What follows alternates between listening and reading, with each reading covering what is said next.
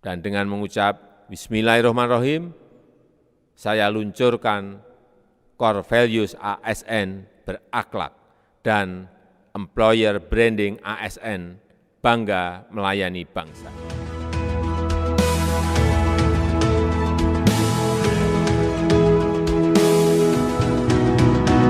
Assalamualaikum warahmatullahi wabarakatuh. Perkenalkan, nama saya Ikarani Yeru Febriawan. Saya adalah peserta Latsar kelompok 3 golongan 2 angkatan 2 PPSDM Regional Yogyakarta. Tokoh inspiratif yang saya teladani adalah Bapak B.J. Habibie. Berikut adalah biografi dari Bapak B.J. Habibie, Presiden ketiga Republik Indonesia. Bapak B.J. Habibie adalah salah satu tokoh panutan dan menjadi kebanggaan bagi banyak orang di Indonesia. Bapak B.J. Habibie selain dikenal sebagai orang paling cerdas di Indonesia dan juga ahli dalam pesawat terbang, ia adalah mantan Presiden ketiga Republik Indonesia.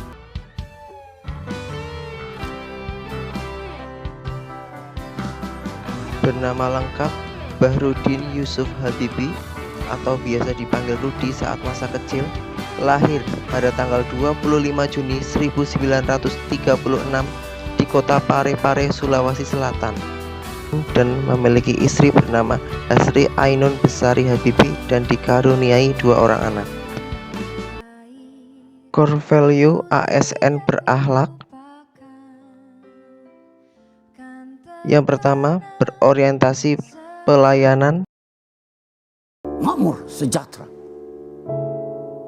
Saya lawan kemiskinan dan ketidakadilan, dan selalu setia pada sumpahku itu. Yang bisa kita teladani berorientasi pelayanan dari Bapak B.J. Habibie, yaitu rasa nasionalismenya yang selalu digaungkan sebagai contoh seorang anak bangsa yang kembali melayani rakyatnya setelah mengecap pendidikan dan bekerja di Jerman.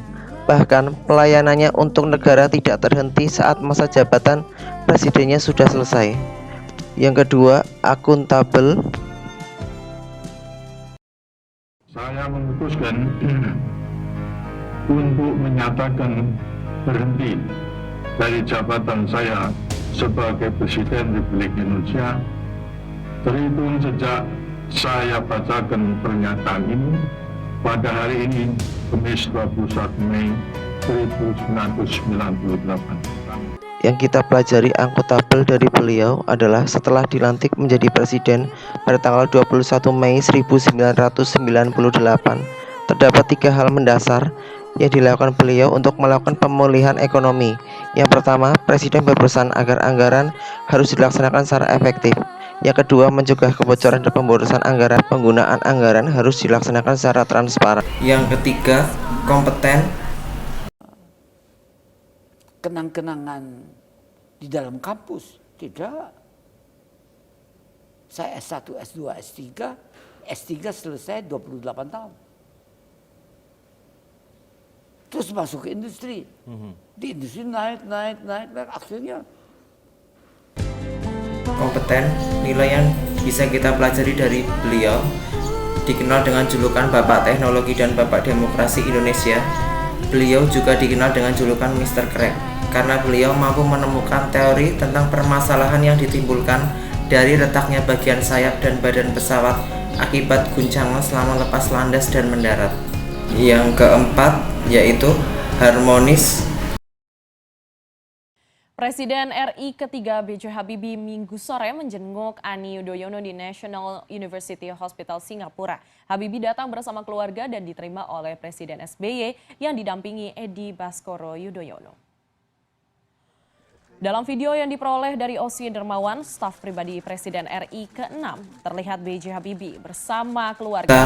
Teladani harmonis dari beliau adalah ketika Bapak B.J. Habibie mengunjungi istri dari Presiden ke-6 Republik Indonesia, yaitu Bapak Susilo Bambang Yudhoyono, saat Ibu Ani Yudhoyono dirawat di National University Hospital Singapura. Beliau sangat menghargai Ibu Ani, bahkan beliau memberikan motivasi, semangat, dan doa untuk kesembuhan. Yang kelima yaitu loyal.